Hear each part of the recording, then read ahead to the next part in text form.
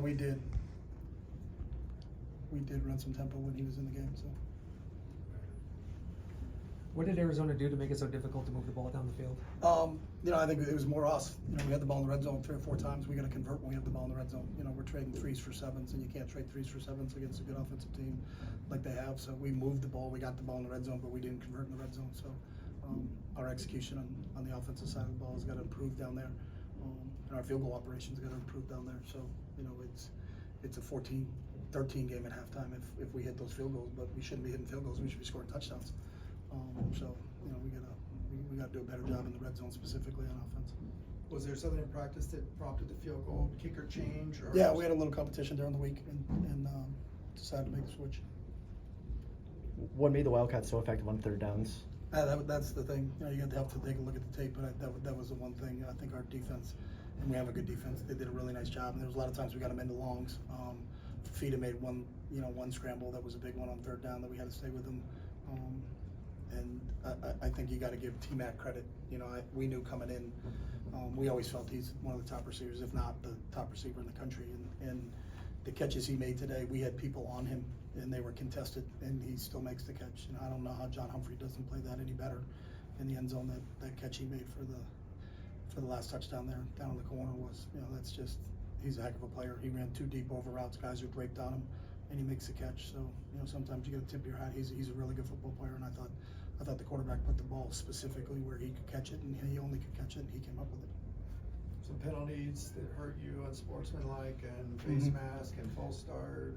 Yeah, and anytime you're playing a competitive team like Arizona, you can't be shooting yourselves in the foot. And I think the penalties that are controllable penalties are the ones that bother you. The administrative penalties with the false starts, that's just keeping your poise in the noise. You know what it's like when you play on the road. We have music blaring in practice where we know we're going to play road teams, but we got to be better. We're going to be better in those situations. Obviously a tough loss. What do you say to the guys after the game? Same thing, here's a process, here's a schedule for tomorrow. We're going to watch it film. I think immediately after the game, there's not a whole heck of a lot for you to say because you haven't seen the film, and you make the corrections, and we'll meet tomorrow and dissect this and go through it and make the proper corrections and then get out on the field and get ready to play our next opponent. There's a process that we go through to do the whole thing. I told them it stings and it hurts. And it stings and it hurts because they put so much into it.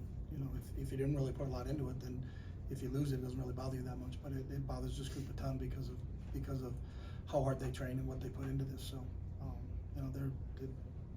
they're down right now. And that's part of this process that we go through. And we're going to shake it off. We'll probably feel down until we get up tomorrow morning, and then we're going to get ready to go to work. How do you assess the overall battle between your defensive line and Arizona's offensive line?